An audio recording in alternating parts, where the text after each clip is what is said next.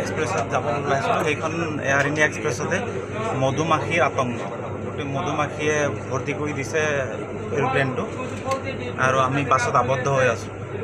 8টা বজাত আছিলে ফ্লাইট চেন্নাইৰ পৰা গুৱাহাটী অভিমুখে। সেইখন ফ্লাইট এতিয়া আমি যাব পৰা নাই।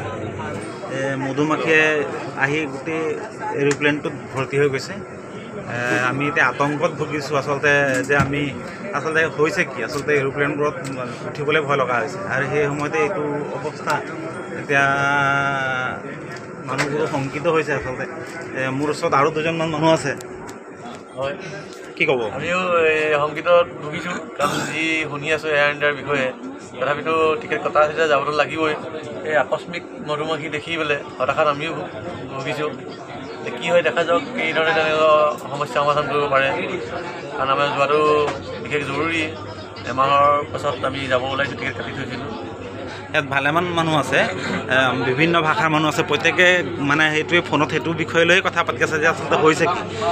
আৰু আপোনালোকে দেখিছে আমি ভালেমান মানুহ ইয়াত ভৰ্তি হৈ আছোঁ। এখন নহয় কেইবাখনো বাছত মানুহ আছে, এই ফ্লাইটত যাবলৈ আহি ৰৈ আছে।